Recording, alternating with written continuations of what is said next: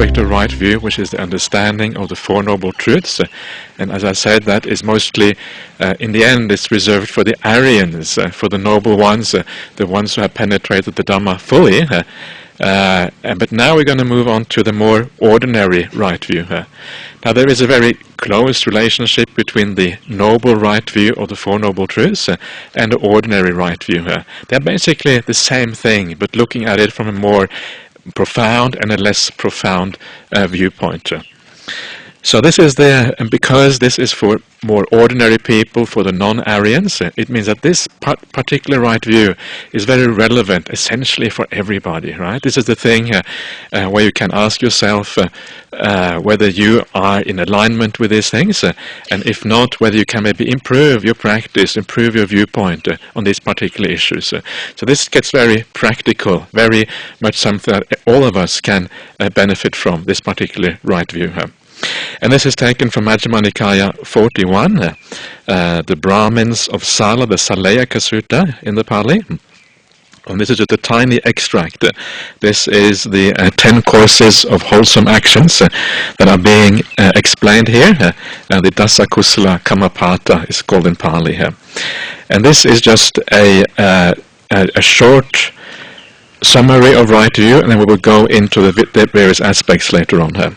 So this is how it is defined. He has right view, undistorted vision. Thus, there is what is given, and what is offered, and what is sacrificed. There is fruit and result of good and bad actions. There is this world and the other world. There is mother and father. There are beings who are reborn spontaneously. There are good and virtuous recluses and Brahmins in the world who have themselves realized by direct knowledge and declare this world and the other world. So that is right view, and perhaps it seems a little bit cryptic when you kind of read this. It's very short, right? It's kind of tiny little phrases are kind of thrown together in this way, and not very obvious perhaps what exactly is meant here. But the first point here is that he has right view, undistorted vision. Undistorted is what is it again in Pali? Aviparita or something like that. It means that your vision, basically, it is in accordance with the reality. It's not distorted. It's not different from how the world actually operates. Right? So you align your view with the world, with how the world works. So you don't act out of wrong view. That is basically the idea here. And then the first thing that comes up here, very interesting, the very first thing of right view is that there is what is given, what is offered, what is sacrificed. This is the very first thing. Or the first thing perhaps I should comment on, why does it say given, then offered, then sacrificed? Why does it talk about three things like that? Does it mean that there are three different things, or what is actually the meaning of this? And this is one of the things, kind of basic things of the Pali Suttas, because remember, this is oral literature, right? At the time in India when the Buddha was around, everything, any teaching was always oral literature. It was passed from generation to generation orally. And because it's oral, there are certain ways that oral literature is built up. And one of the ways it is built up is through repetition. Because repetition, if you have the same meaning, the same idea, phrased in different ways, right? It is much more likely that it will not get distorted because you have the same idea phrased in many different ways. It's like you're reinforcing a certain idea. And this is something you see throughout the suttas, this idea of repetition. So we don't have to read too much into these things. It doesn't mean that there are necessarily three different things. There is only one thing, and that is the idea of generosity that is talked about here. There's just three ways of talking about the idea of generosity. Anyway, that's the way I understand this, and because this is something you see throughout the suttas, in a sense. But then, generosity, the first factor of right view here, ordinary right view, is the idea that there is what is given. Right? What does that mean? There is what is given.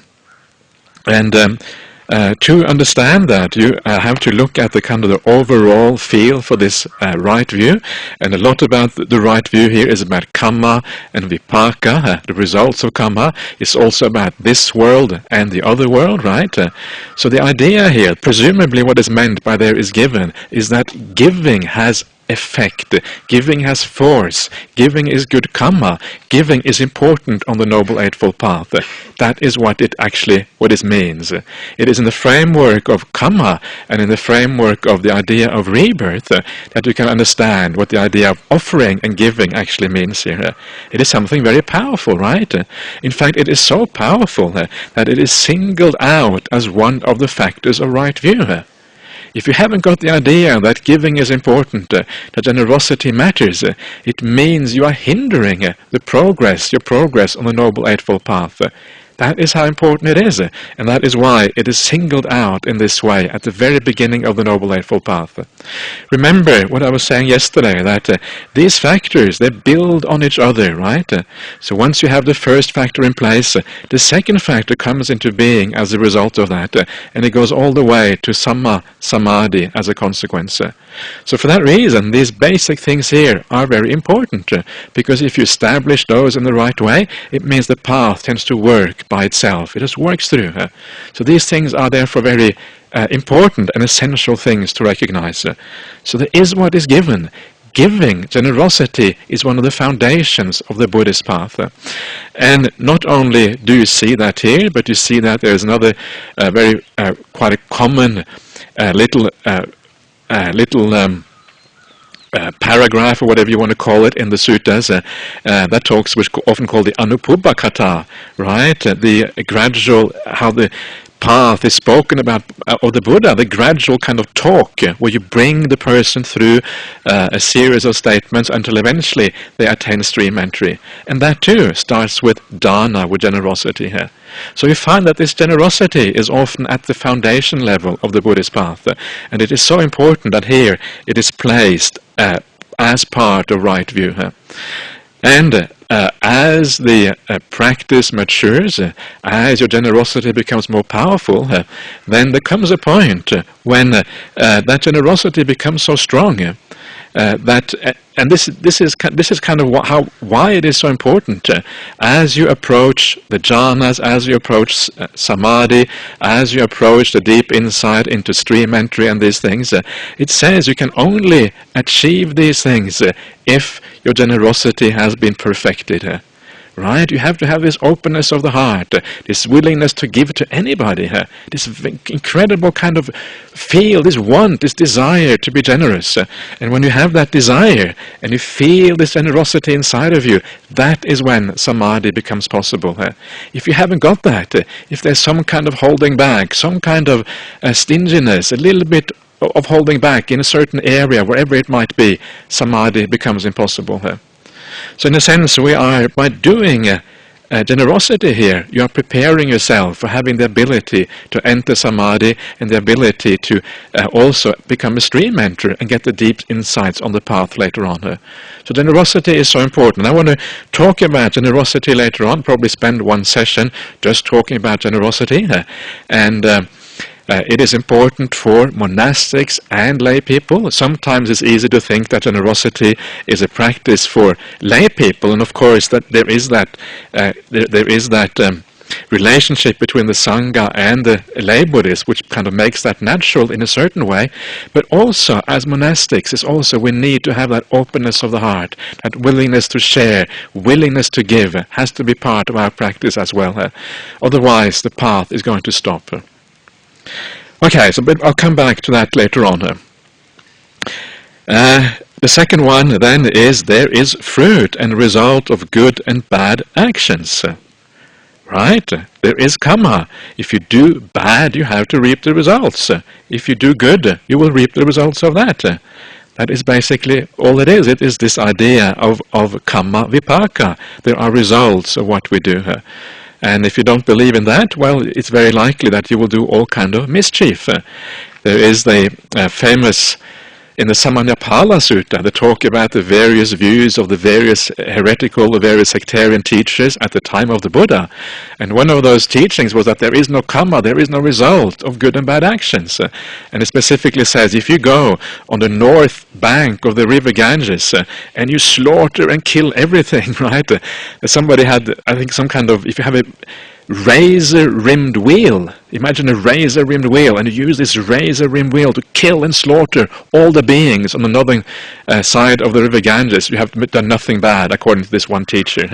And then if you go on the southern bank of the river Ganges, then you give out, you hand out to people, you do acts of generosity, you have done nothing good. Right? This is the kind of view that some teachers had in those days. This was actually propounded as a view.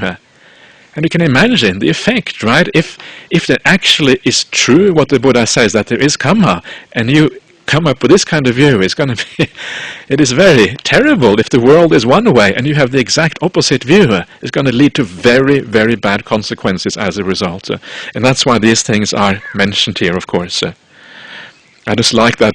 Those ideas about kind of walking around on the north and the south bank of the river Ganges and kind of either being ultra generous or being extremely nasty, and then saying, oh, there's no problem at all, nothing to worry about. So that is the idea of karma. I will talk more about karma later on, and probably do a full session on that, because it is very worthwhile to look at that more deeply. The ideas of karma are actually much more nuanced than what we often regard them as. Then we have the next one. There is this world and there is the other world, Iddhaloka and Paraloka. And this refers in the Buddhist teaching to the fact that there is rebirth, right? When you die from this world, you go on to another world afterwards. It doesn't end here. Iddhaloka, Iddha means here, this world. Paraloka. So the idea of rebirth too is absolutely central, and this is something I also will look at in a fair amount of detail later on. And because the point of this is his right view, so the point of this is really to get a feeling for these things, right? Remember, right view is not just about saying, yeah, I believe in rebirth, whatever. That's not going to take you very far. But what does it actually mean? What does it feel like? If there really is such a thing as rebirth, what does that feel like? You know, imagine that you actually see that there is life after life after life. How would you feel if you saw that?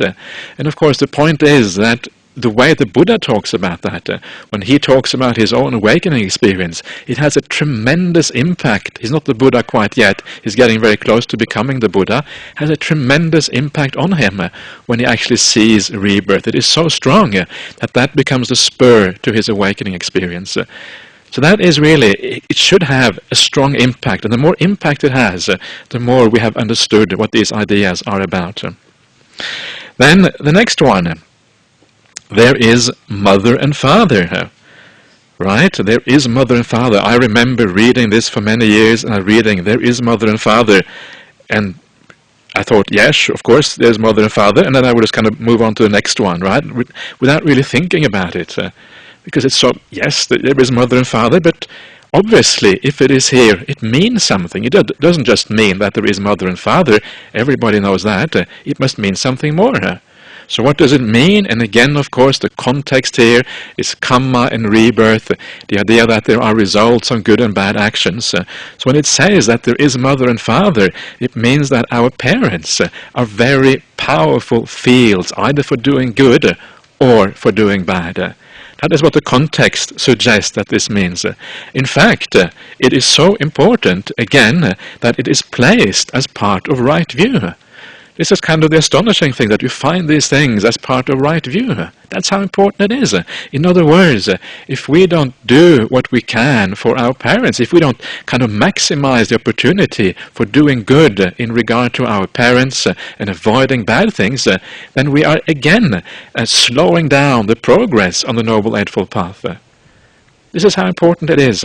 So these little things, right, which actually are very, very meaningful, come out here. And I will talk more about mother and father, idea of mother and father later on. But in a sense, it fits very well with the rest of the Buddha's teachings, because the Buddha says also that if you kill one of your parents, one of the antarayika dhammas, you have a very bad rebirth as a consequence of that. So there is many things in the suttas which suggest that the karma that we create in regard to our parents is very strong and very powerful. But I'll get back again to that later on. Then we have the next one. There are beings who are reborn spontaneously. And this is perhaps the only factor here which is a little bit difficult to understand why it is there. And in fact, if you look at the Chinese version of this little verse, this little paragraph, I think that is the only one which is missing from the Chinese. So again, if you do comparative studies and you look at the Chinese, compare it with the Pali, that is the one that is missing. So perhaps it is possible that this one is not as important since it is missing from the Chinese. But anyway, what does it mean? So because the idea here, because the context is karma and rebirth, I would say the meaning is that if you have spontaneously arisen beings, it means that you are expanding the scope for karma to ripen. Right? If you are in the human realm and you have a physical body, within the human realm, happiness and pleasure is defined within certain limits. Right? Once you go to the animal realm, you kind of expand on the suffering side a lot. So happiness and suffering has certain limits in the human realm. Once you add the animal realm, it expands a lot. But to be able to experience happiness and suffering in a much wider range, like the jhana range, and get reborn accordingly, and perhaps even to talk about hell beings in the suttas as well, right? To be able to experience the full range of happiness and suffering in the world, you have to have a different kind of body. This physical body we have is not suited for experiencing that kind of happiness and pleasure. So by adding in spontaneously arisen beings, you are expanding the scope for happiness and pleasure, so it can include all the realms in samsara. Instead of just having this tiny little human realm, it's like, whoa, you expand it out. And that is what I think the meaning of this is, and why it is included here. Yes. And then we come to the last one, and the last one is that there are good and virtuous, it says here. This is sammagata, sammapatipanna. I don't know why that is translated as good and virtuous, because sammapatipanna means someone who has practiced rightly, right? So there are good and there are recluses and Brahmins who have practiced rightly and who have done what is right. That's basically what it means in the world, who have themselves realized by direct knowledge and declare this world and the other world. And this is, in a sense, the foundation stone for Buddhism. If you're going to become a Buddhist, you have to believe that the Buddha or somebody has understood or realized something. You have to believe, you have to have some kind of faith, some kind of confidence that the Buddha has some kind of insight into the world that matters. If you haven't got any confidence in the Buddha, right, then you don't even get started on this path. This is kind of the most basic of all right views, is the idea that the Buddha has discovered something worthwhile. If you haven't got that, nothing happens at all. It is completely out. So you have to have this faith that there are someone in the world who has understood more than what you have. And of course that is primarily the Buddha that we are talking about. And you can see here again, what you have confidence in is not just anything. What you have confidence in is that they have understood by direct knowledge this world and the other world. Rebirth, right? Rebirth is that foundational understanding. So when somebody comes to you and says there is rebirth, when the Buddha says there is rebirth, that is basically what we have to place confidence in. So again, very important. So that is in brief the ideas of what is the mundane right view. Now I'm going to go through this. I was going to start today and at least all of tomorrow, perhaps more as well, to look at these various aspects in much more detail.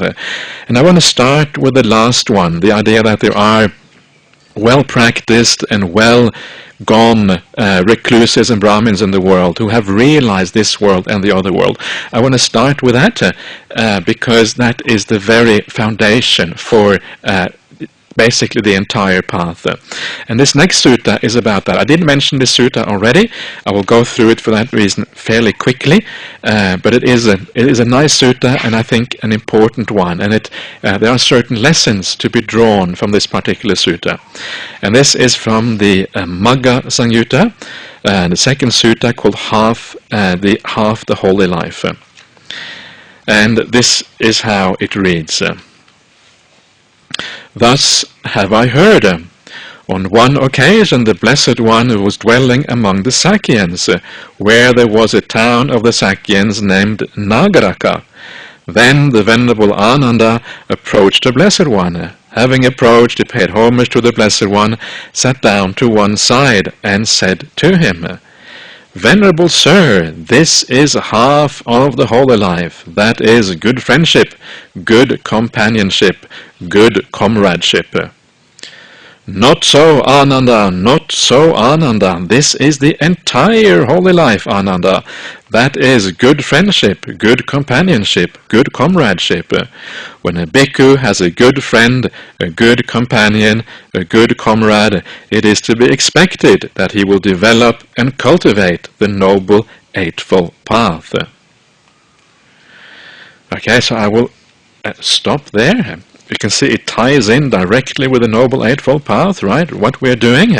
And again, the point is that without that good friend, this is the Kalyana Mitta, right? The importance of the Kalyana Mitta. Without that noble friend, you don't even get started. You don't even practice this Noble Eightfold Path. Just as an aside, I like this translation here, the good friendship, good companionship, good comradeship, right? Comrade is like the word that they used in Eastern Europe, especially the Soviet Union, the comrades, right? It sounds like some kind of leftover from the communist area when you read this. I did ask Bhikkhu Bodhi about this. Maybe we can change this word comrade. It sounds a bit strange. But he said, I've looked through all the dictionaries. It's the only word I can find. Friend, companion, and comrade. So we have to use comrade. Okay, we use comrade. This is one of those things about translating, right? It's very, very interesting sometimes. Anyway, that's an aside. So this is a very famous, very well-known sutta, and it's something that I'm sure you have all heard of. I like to talk about this myself because it is so striking, right? And it took me a long time to understand this. I always thought 50%, I sort of agreed with Ananda, it makes sense, 50%, yeah, even 50% sounds like a lot, because there's so many other things to do, right? You have to do the virtue, you have to be generous, you have to have metta, you have to have compassion, you have to be wise, you have to have samadhi, you have to be peaceful, all of these things. So how can Kalyana Mitta be so important? And so it took me a long time to really grasp that when the Buddha speaks, he doesn't speak approximately, roughly 100%, or he doesn't exaggerate, right? When the Buddha speaks, he means what he says. And he says that in other discourses, what I say, that is what I mean. I don't mince my words, I don't mess around. I speak the truth as it is. So eventually you come to the point when you have to take this seriously. And now, of course, you're beginning to understand why this is so important. It has to do with this whole idea, of course, in Buddhism of anatta, of non-self, of who we are as people.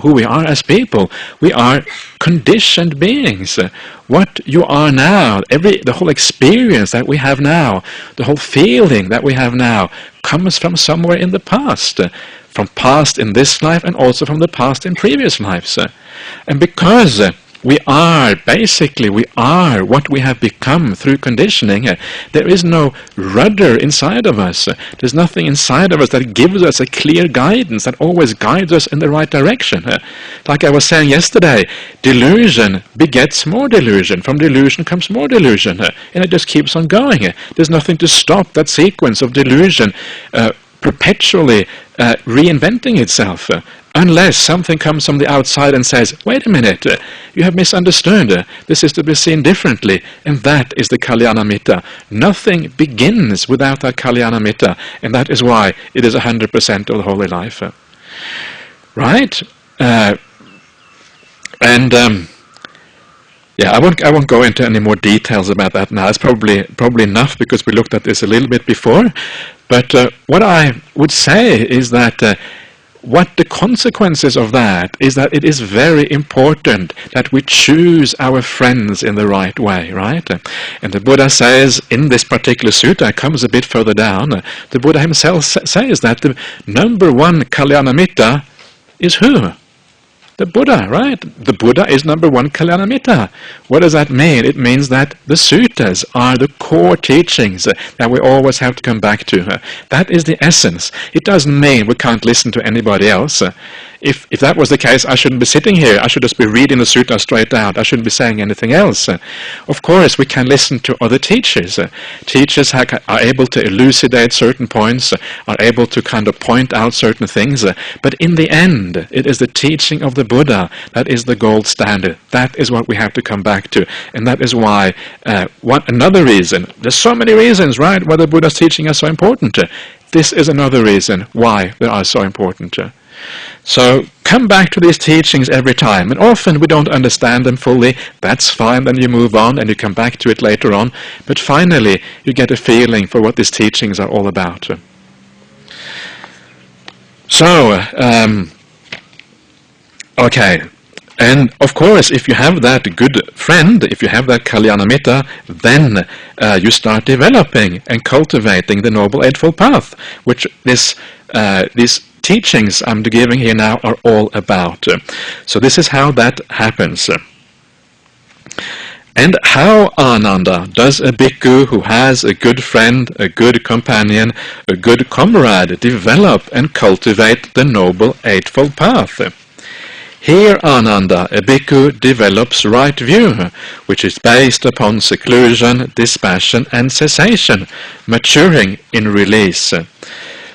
He develops right intention, right speech, right action, right livelihood, right effort, right mindfulness, right samadhi, which is based upon seclusion, dispassion and cessation, maturing in release. It is in this way, Ananda, that a bhikkhu who has a good friend, a good companion, a good comrade, develops and cultivates the Noble Eightfold Path.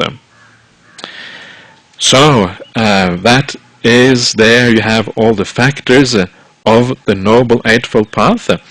And perhaps at this point the only thing I need to comment on is this idea of based upon seclusion, dispassion and cessation and maturing in release.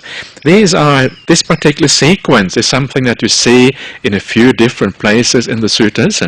It is similar to what you see at the end of the Anapanasati sutta, for example. It's a similar kind of ideas that you see in several places. And so you build up the Noble Eightfold Path based on these things, right? What does that mean? Well, first of all, seclusion. Seclusion is of two kinds in Buddhism, Kaya Viveka and Chitta Viveka.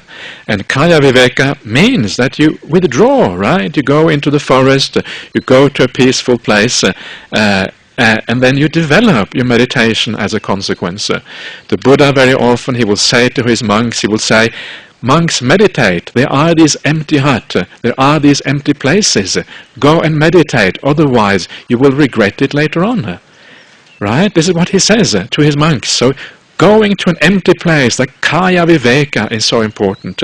And that is why the idea of forest monks has always been a very important part of Buddhism and the Buddhist teachings. Right, the idea of withdrawing from society, withdrawing from the villages, and withdrawing from the towns, getting away from sensual pleasures, getting away from the noise and the hustle and bustle of ordinary life. This is why, and it is right there, because seclusion matters on this practice of the Noble Eightfold Path. And the higher up on this path you go, especially when it comes to Sammasati and Sammasamadhi, seclusion becomes very important at that particular point. Right, and then from the Kaya Viveka comes the Chitta Viveka. First of all, you need to seclude yourself physically before it becomes possible to seclude yourself in the mind. And seclusion of the mind means basically the seclusion from the hindrances, getting away from the hindrances, getting away from these things that block, are obstacles to the mind.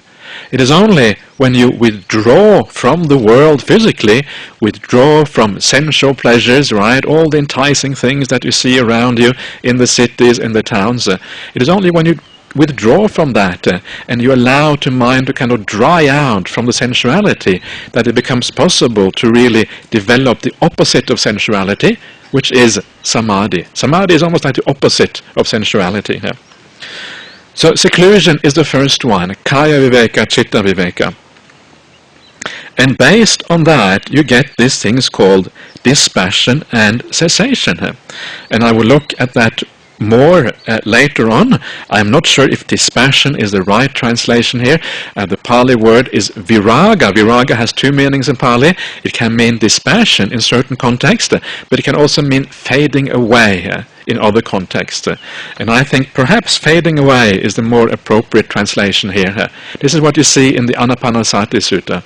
It is based on fading away. Why is that? Because again, this is about how meditation practice works, right? Meditation practice is based on the fading away of the world. As you meditate, things start to fade away. You close your eyes. Closing the eyes, this is why we close the eyes in meditation practice. You don't have to do that at the beginning, but it's helpful because it helps the world to fade away. There's less input. When there's less input, the mind tends to be more peaceful. That's why you close your eyes in meditation. If you're very restless and very agitated, you don't even have to close your eyes. You can still become more peaceful. Sometimes people ask, do I have to close my eyes? And really, it depends on the situation. But again, the whole purpose here is for things to fade away, right? The body fading away, the senses fading away, even the breath fading away, the whole world kind of fading away, gradually becoming less and less and less.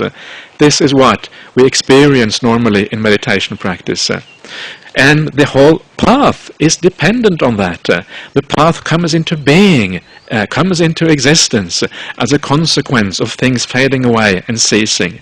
Fading away and ceasing, that is what leads eventually to the deep insights on the path. And as things fade away, as things cease, insight happens, and eventually it matures in release. Release here means really the release from craving, right? The release from the defilements, the release from suffering above all. So that is a brief description on what these terms mean as I understand them in this particular context, and we will meet these terms again later on in the Anapanasati Sutta, very similar, and I will perhaps talk about them in a little bit more detail when we get to that point. Okay, so now coming back to the Sutta again, and the Buddha says the following. By the following method too, Ananda, it may be understood how the entire holy life is good friendship, good companionship, good comradeship. By relying upon me as a good friend, Ananda, beings who are subject to birth are freed from birth. Beings who are subject to old age are freed from old age. Beings who are subject to death are freed from death. Beings who are subject to sorrow, lamentation, pain, displeasure, and despair are freed from sorrow, lamentation, pain, displeasure, and despair. By this method, Ananda, it may be understood how the entire holy life is good friendship, good companionship, good comradeship. So, the purpose of the living the holy life, the purpose of living the brahmacharya under the Buddha is fulfilled through Kalyanamitta. This, of course, is the whole purpose of this, the ending of suffering, the ending of problems. Again, you can see here this sequence, right? Birth, old age and death. Birth coming first. You are freed from birth. Obviously, it means rebirth. That's the only birth you can be freed from. You can't be freed from the birth that you have already had in this life. So, the whole path, everything we do is rooted in Kalyana Mitta. So, again, going back to the idea of right view, this is why it is so important to have this feeling, this understanding that there are people in the world who have seen more than us. And I think it's very important, right? Sometimes people are too perhaps conceited, and they think, I will walk the spiritual path on my own, I will do what is right, I will figure out the whole thing by myself, I don't need any support. Sometimes people think like that, and it is very dangerous. I mean, we don't normally think like that in ordinary life. If you want to become a doctor, you don't just start operating on people, right? If you did, people would say, you're crazy, what are you doing? I'm just testing out, I'm just learning as I go along, right? And of course that doesn't work. You go to medical school, you learn how to be a doctor, you learn how to use the scalpel, and it takes years and years and years to become a surgeon. I don't know how many years you have to study, 6, 8, 10 years or something like that. First you become an ordinary doctor, then you have to become a surgeon or whatever afterwards. And in all walks of life, whether it is engineering, whatever it is, you have to go through the learning process first of all. And it should be exactly the same thing with the spiritual life. First of all, you go and learn what you can learn in the world, and then if you find out there's nothing much to be learned, okay, then you strike it out on your own and you do what is correct. This is what the Buddha did, right? Remember the Buddha's biography. After he goes forth from the homeless life, he goes forth from the home life into homelessness, the first thing he does is he seeks out the teachers, the contemporary teachers of that time in India. He doesn't just go out, sit down under a tree and start meditating by himself. He starts out by learning first of all. What does contemporary society have to teach me? Alara Kalama, Uddaka Brahmaputra. Elsewhere there are reasons to think he also had other teachers apart from that. So he had a number of teachers. The Buddha was, or not the Buddha, the Buddha to be, he was humble, right? He was humble enough to understand, well, why shouldn't I learn what other people have already understood before I take it further? It's only sensible, because otherwise you might be wasting your time. So it's a very important idea to have the sense of humility, the sense that there is something to be learned by other people. And then, once you feel you have learned that, then you do whatever it takes and move on from that. So it's a very, I think this kind of humility is an important part of the practice as well. Anyway, so this is then the foundation stone of right view, and the next thing I want to look at is the idea of rebirth, and there are some very powerful suttas found especially in the Samyutta Nikaya about rebirth. This is called the Anamatagga Samyutta, and it is a large number, I think about 20 or 25 suttas, something like that, all about samsara and how vast it is, and how you cannot keep on going round and round, and all the suffering you have as a consequence. So this is real Dhamma, right? This is kind of the Buddha saying it as it is. And for some people it's a little bit too much to say, oh, I'm not sure if I can deal with that. But if I'm sure that most of you here have no problem in dealing with this because you have been steeped in Buddhism for such a long time. But if there's anyone who feels it is too much, then just take it on board that this is what the Buddha taught, and allow it to mature over time if you find it hard to relate to these kind of teachings. So the first one here is called tears, and this is from the Samyutta Nikaya, the 15th Samyutta, the Anamatagga Samyutta, the third sutta there. And this is how it goes.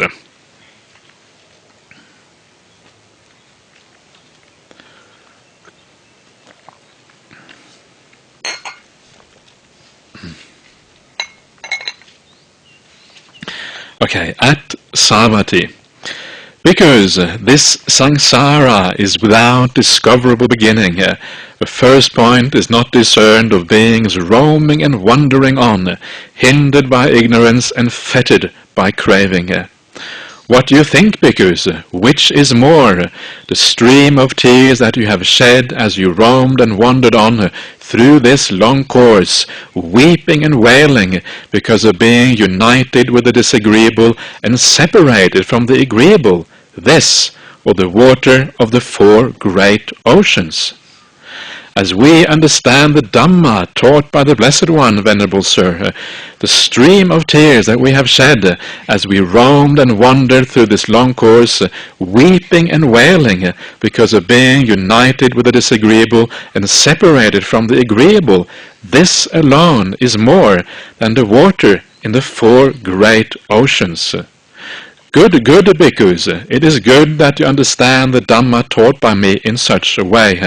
The stream of tears that you have shed is indeed, as you roamed and wandered through this long course, weeping and wailing because of being united with the disagreeable and separated from the agreeable, this alone is indeed more than the water in the four great oceans.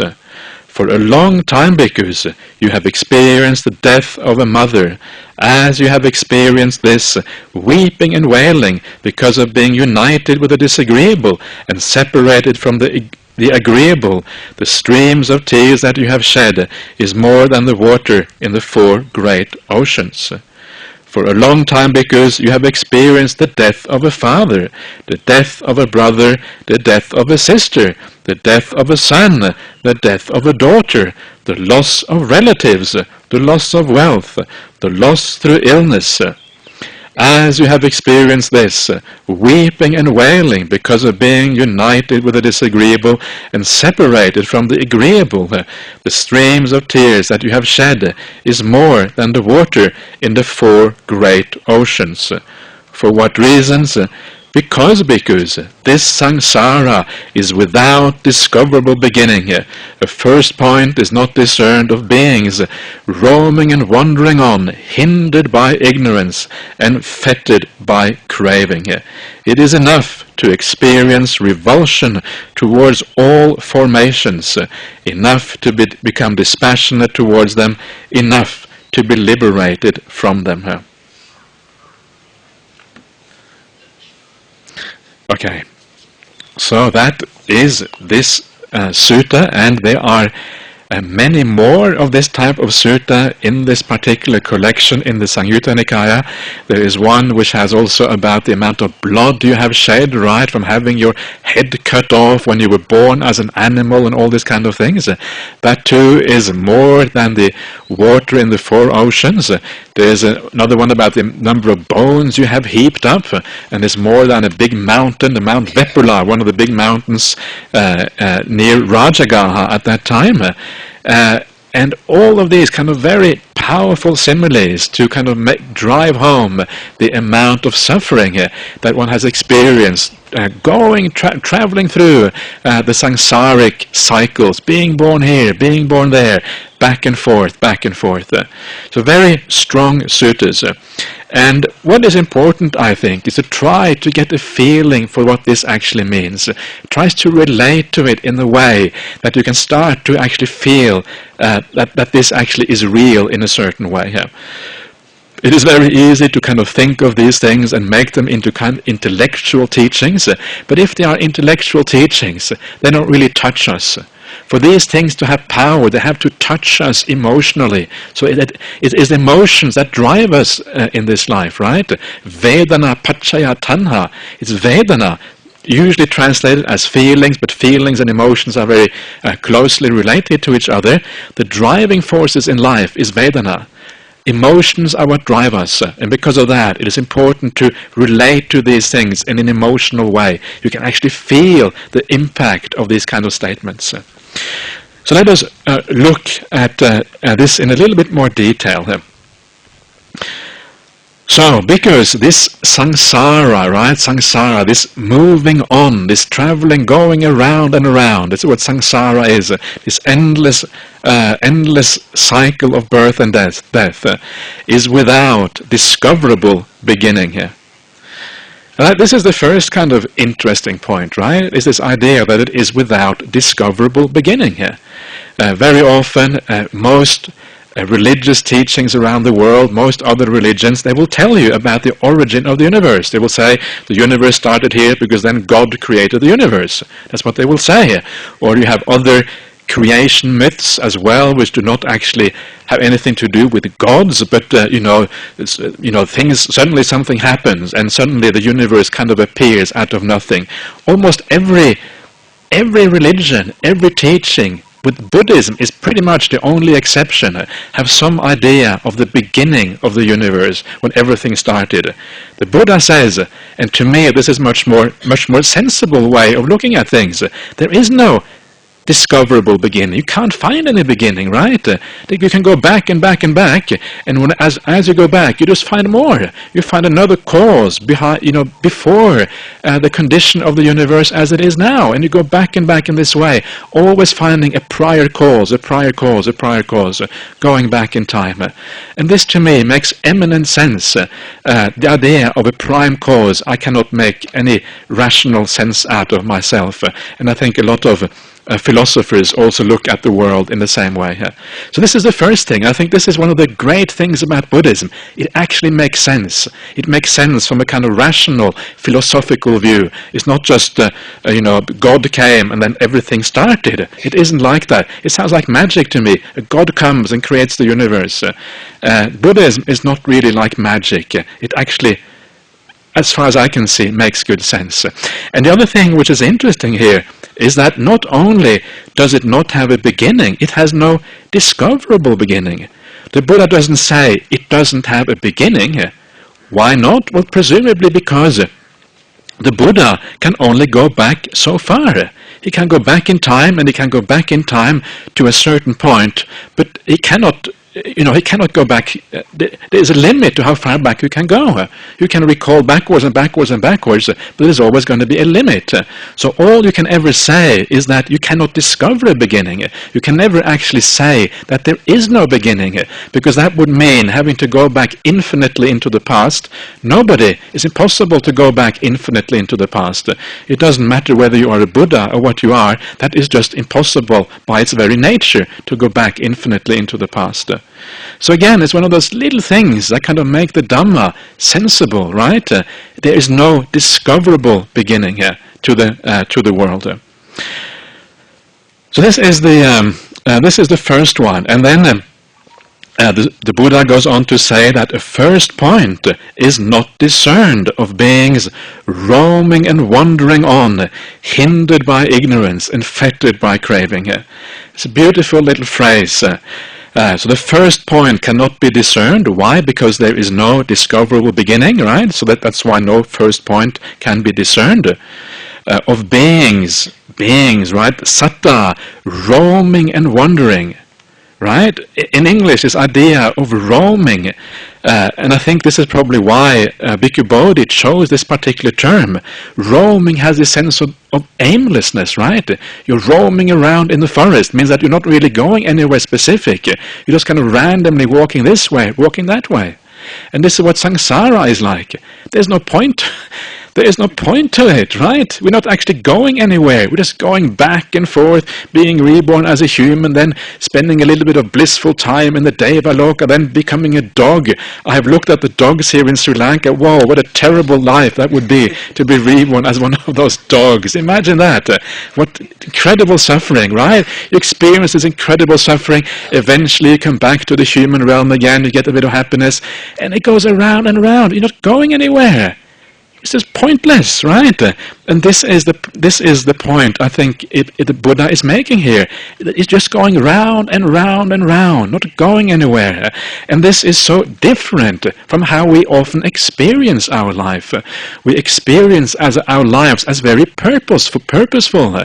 You start off when you're a child, you go to school, your parents tell you, if you study hard, then you will go to university. If you go to university, you will get a nice job, right? Then when you get a nice job, you will make all this money. When you make all this money, then you can retire and be very happy. And then eventually you die and you think, wait a minute, what was the point of all that? I can't make all this money. I've done all the right things. I got a PhD, I got all that education, and now I have to give it all up and start from scratch again and be reborn somewhere else.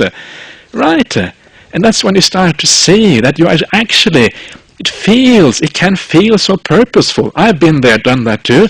Everything feels so purposeful. But in the big picture of thing, it actually is completely pointless. You're just going round and around and around, doing the same thing again and again, roaming around without any sense of real direction. And this, I think, it comes out quite beautifully by the way it is translated here, roaming and wandering on. Hindered by ignorance, right? Ignorance hinders you. You cannot see, and because you cannot see, you cannot make the right decisions. Ignorance blocks you from being able to do what is appropriate and what is right. So that is why ignorance is such a massive problem. Avidya is this thing which stops us from seeing things clearly. Delusion. Ignorance stops you, and you are fettered by craving. A fetter is a chain, right? A chain. You are chained to the world. You are chained to samsara. And craving is that chain which binds you, which glues you on to this perpetual wandering on, roaming around from life to life without purpose. The chain is craving. Craving is the chain. Ignorance is what blinds you from understanding what's going on. It's very nice. It shows you these two very important concepts in Buddhism. They're so important because they are the real problem that we have to overcome. Avidya and tanha. They are, of course, very closely related to each other, right? We have tanha precisely because of avidya. So they're very closely related, but they're very important in this way. So that is the starting point of that sutta, a very beautiful little starting point. And this particular this particular phraseology is something that you see in many places. And then it says, right, all the tears that you have shed through this long course because of separated by what is agreeable and united with what is disagreeable. And to be able to understand this, to be able to get some idea what actually rebirth really means for us, one of the good ways to think about this is to think about your own life in this life. And, I don't know what your life has been like, but if it has been a bit like my life, then there has been a little bit of happiness, right? Sometimes kind of quite a bit of happiness, and other times quite a bit of suffering, right? Life is like this, up and downs. And I suspect that all of you are pretty much the same, unless you are very, very highly developed on the Buddhist path. And sometimes, if I ask myself, my life has basically been quite good, right? I basically had all the good things that most people could want in this life. But if I look back on my life, despite having had a relatively good life, would I want to do it all over again? Not really. I wouldn't really want to do it all over again. There's been far too much suffering, having to grow up again through childhood, having to have all the problems and things that you have as an adolescent, right? Having to fight with my parents. Don't have to, but it just happens, right? You just fight with your parents. That's end of story. And then going through the kind of university years, studying hard, having troubles with girlfriends, right? Oh, that's lots of suffering. And all of these things, do I really want to go through all that again? And the answer is, if I had to do exactly the same thing again, it would be terrible, going through exactly the same things again. The thing is that we hope that we have learned something, and by learning something, you don't have to do the same mistakes. But the problem is, and this is the problem with this idea of roaming around and wandering around in samsara, is that you end up doing the same mistakes again and again and again. Because most people don't get any wiser. Most people are not going anywhere. We just end up doing the same things again and again. So all the mistakes you have done in this life, all the suffering you've had in this life, you will do, with a slight variations, you will do exactly the same thing again in your next life. And the next life, and the next life, and the next life, and the next life, and the next life, and the next life, right? 100 times, 1,000 times, 1,000,000 times. And after a while, as it says here, you feel revulsion. You feel horrified. I've had enough of this. I don't want to do these things again. And this is the idea. So just remind yourself. Don't just think about the good times you had in this life. Remind yourself of the problems. Sometimes the problems we have, sometimes we suffer very seriously. I've had times in my life where the suffering has been very strong. Right? Okay, so you carry on and you get through it, but there are these times. People die, people pass away. As a monk, I feel very fortunate because I feel I have much more perspective on these things now. You know, my father was recently I was recently told that he has terminal cancer, and these days it doesn't touch me so much anymore. Not because I'm a cold person, but because I realize this is the nature of life. There's not much to be sad about. This is what happens, and instead just rejoice in having had a good father who lived a life well. So I'm very glad about that. But remember, this is the nature of things. It will happen again and again and again. Remember the suffering you've had. Don't just remember the happy times. And then this becomes starts to have an emotional impact on you. I really do not want to do these things again. Certainly not perpetually, endlessly into the future. And so this is really what this sutta is about, and that is why at the very end of the sutta, the Buddha says, because bhikkhus, this is what is going on. It is enough to experience revulsion towards all formation. Revulsion is the word nibbida in Pali, and it is translated many different ways. Some people like to translate it into English as disenchantment. But as you can see, disenchantment in English doesn't mean very much. It doesn't mean very strong emotions. Disenchantment means, I'm not interested in that anymore, right? But if you read the sutta, it's much more than disenchantment. It's the feeling of, enough. I don't want this. It's a feeling of being repelled, right? Of being pushed off samsara. And that's why I think revulsion is not a very bad translation. Perhaps revulsion, repulsion, aversion, perhaps, all of these terms. It's a very strong emotion. It's not an emotion which is defiled. It's not the defilement of being angry or anything like that. But it's a powerful emotion of being turned away from something. That is what we are seeing here. So that is the meaning of nibbida as far as I can see, and there's also a few places in the suttas where that is very clear from the context. So you get repelled by all formations, sabbe sankhara, all formations.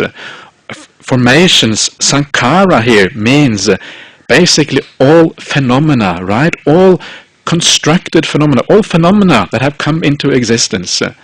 And all phenomena that have come into existence basically is everything in the world.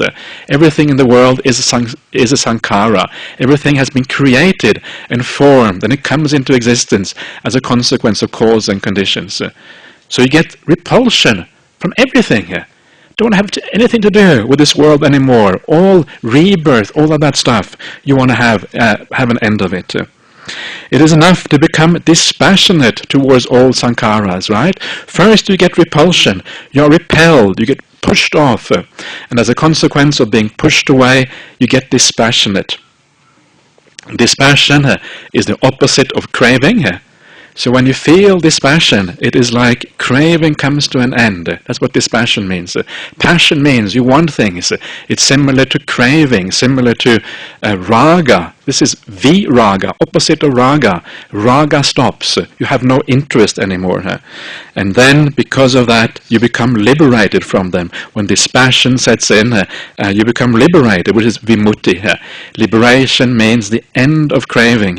And then, because of that, also the end of rebirth. Now this last sequence I've just been reading out, nibbida, viraga, and vimutta, these are the same things that we saw. We didn't actually see that because I didn't read out the whole teaching to you, but the very first teaching we did on the psychology of meditation also ends in exactly those terms. So as a matter of interest, I thought that it would be interesting to know. So that is the first sutta for you on rebirth and why rebirth is so powerful. I will continue to talk a little bit more about the idea of rebirth next time, tomorrow morning. But for now, that is enough. So I'll see you later on.